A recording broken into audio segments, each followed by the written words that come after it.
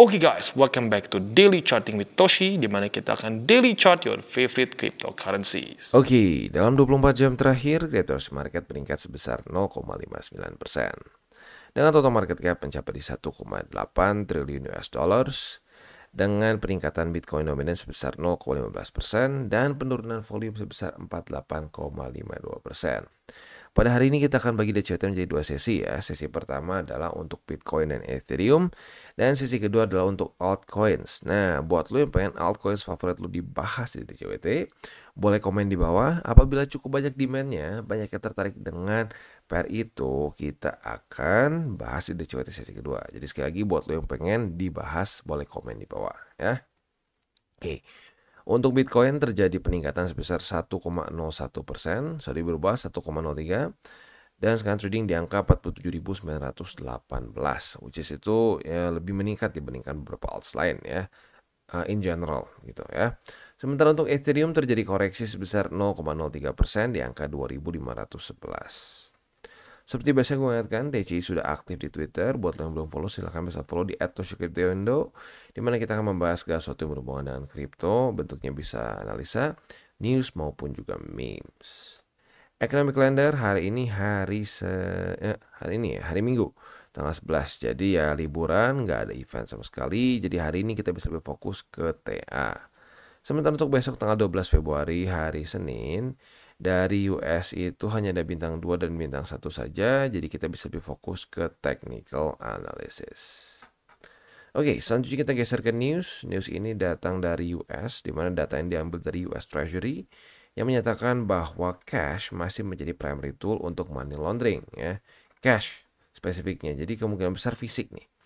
Nah, kenapa kripto itu bisa dibilang sulit untuk money laundering?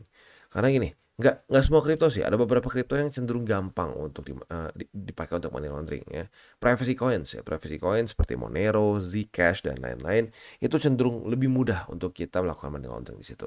Makanya ya sampai Binance mendelist Monero gitu. Nah, kenapa? Karena lagi-lagi kalau orang yang sebenarnya ngerti untuk money laundering seringnya pakai itu privacy coin ya, atau bisa juga ada kayak mixer disebutnya. Nah, tapi sebenarnya mixer pun masih bisa kena gitu. Jadi lebih seringnya pakai privacy coin.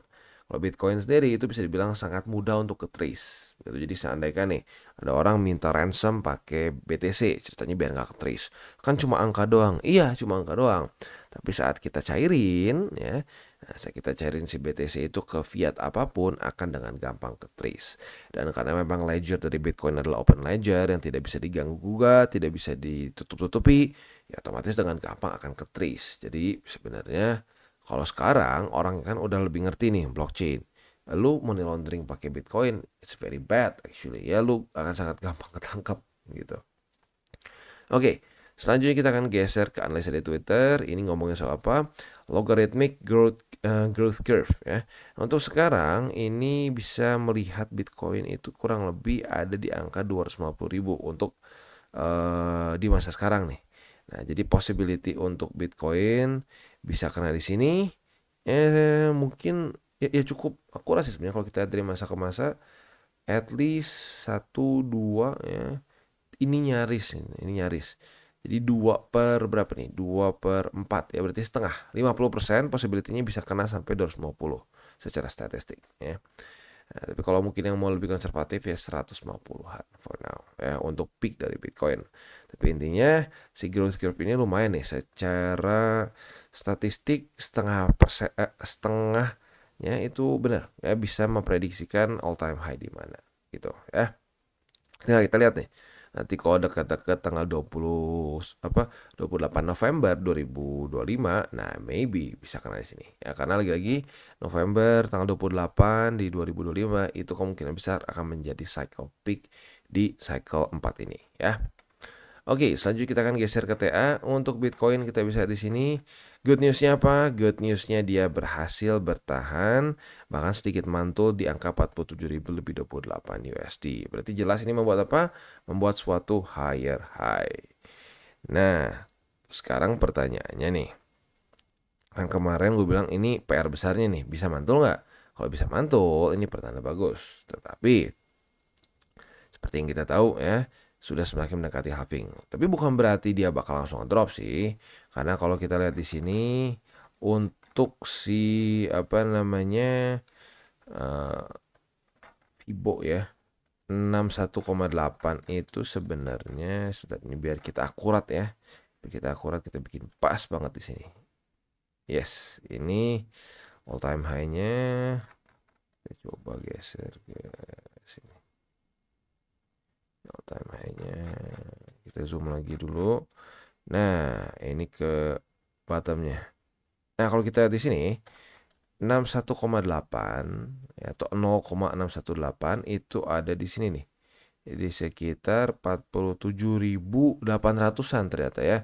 Nah, ini adalah di mana sudah beberapa kali di retest sebenarnya ya. Pas banget di sini nih. Kita lihat udah di retest 1 2 3. Kemana-kemana masih ke reject nih. Nah, sekarang pertanyaannya, apakah Bitcoin akan kembali ke reject oleh 61,8 atau enggak? Begitu ya.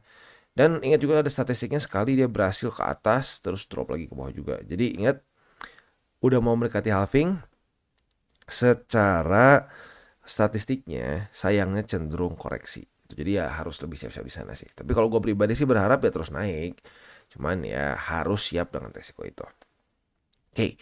Itu kurang lebih untuk Bitcoin. Secara PR-nya sih ya gue sih kalau mau tetap bullish ya kalau bisa daily close signifikan di atas, misalkan di 50.000 gitu ya, di 52.000 ya itu tentunya akan cenderung lebih bullish gitu ya. Tapi untuk sekarang sih PR besarnya adalah di ya ini ya, di 0,618 di angka 47.000 berapa nih, 47.838. Kalau itu bisa ditaklukin dan sudah bisa menjadi support, nah itu biasanya bisa ada kesempatan nih. Jangan-jangan pertama kali Bitcoin akan break pola dia selama 3 cycle ke belakang gitu ya.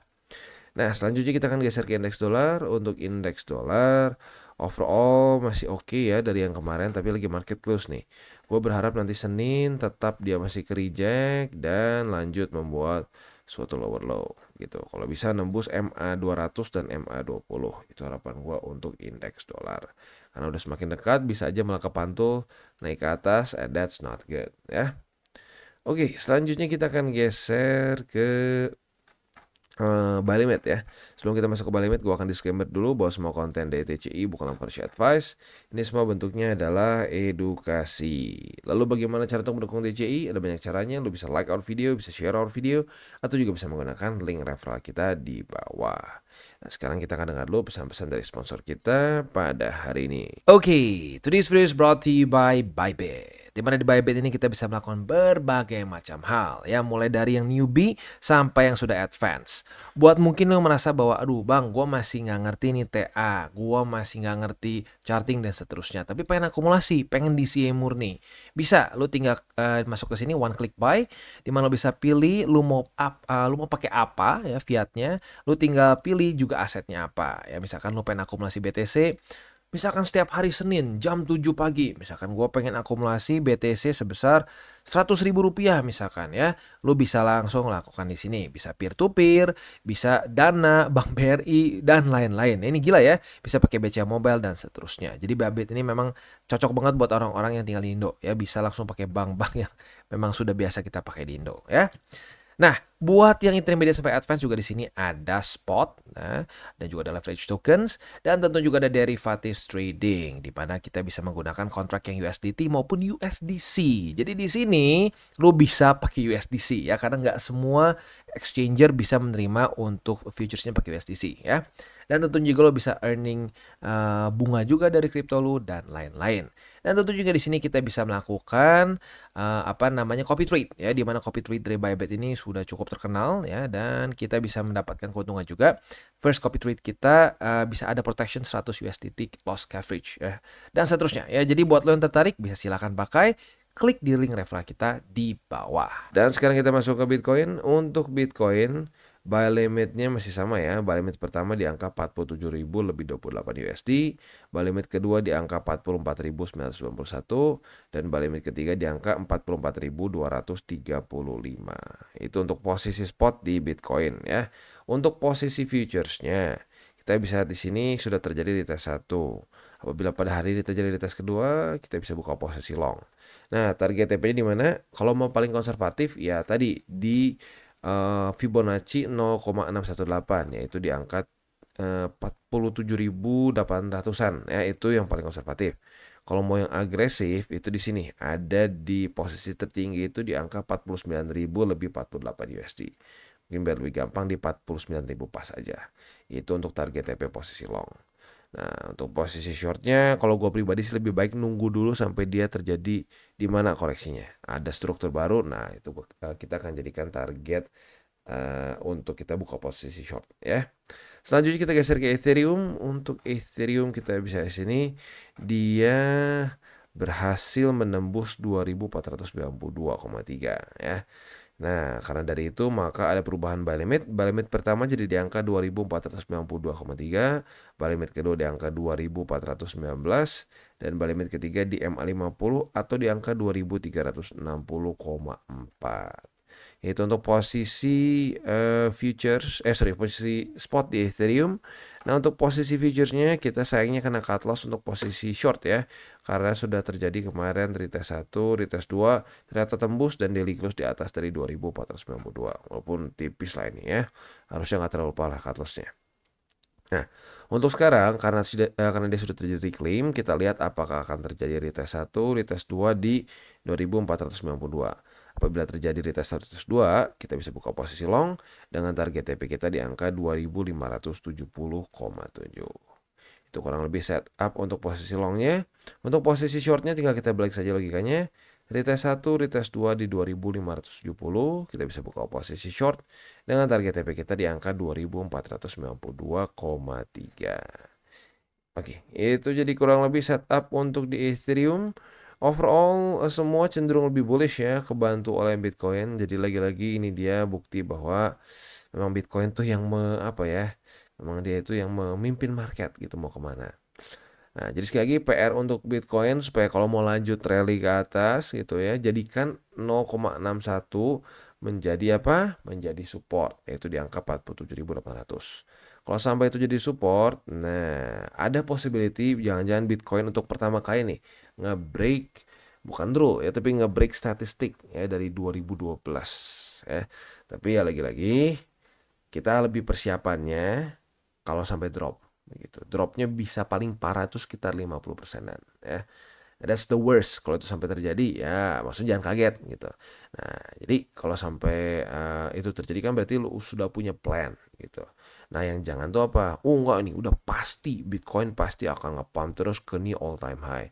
Nah, kalau udah pakai pasti tiba-tiba ngedrop nggak siap, nah itu biasanya panik ya. Udah bagus-bagus posisinya jadi ke cut loss dan seterusnya ya. Oke, jadi kurang lebih seperti itu untuk DCWT kita pada hari ini. Buat lo yang pengen pair favorit lo dibahas di DCWT kedua, boleh komen di bawah. Apabila cukup banyak demand-nya, kita akan bahas di DCWT kedua. Dan seperti biasa, gue akan ingatkan juga, jangan pakai uang panas, jangan over leverage, dan berpikirlah jangka panjang untuk kripto. Oke guys, jadi itu adalah akhir dari segmen DCWT kita pada hari ini. Dan jangan lupa bagi kalian yang merasakan manfaat dari segmen ini, jangan lupa untuk share ke teman-teman kalian. Dan apabila lu pengen mensupport channel kita ya TCI, jangan lupa untuk menggunakan link referral kita di bawah. Nggak wajib ya, tetapi apabila lu menggunakan link referral kita di bawah, ada macam-macam ya, dari Bybit, Huobi, Maxi, toko kripto dan banyak lagi ya. Ya, walaupun nggak wajib, tapi kalau menggunakan link referral kita, lu secara langsung membantu perkembangan dari TCI. Dan satu lagi, jangan lupa juga untuk join Telegram group kita, di mana kita bisa ngobrol-ngobrol santai mengenai dunia cryptocurrency secara dua arah. So, jangan lupa untuk like, subscribe, click the bell icon, and see you on the next video.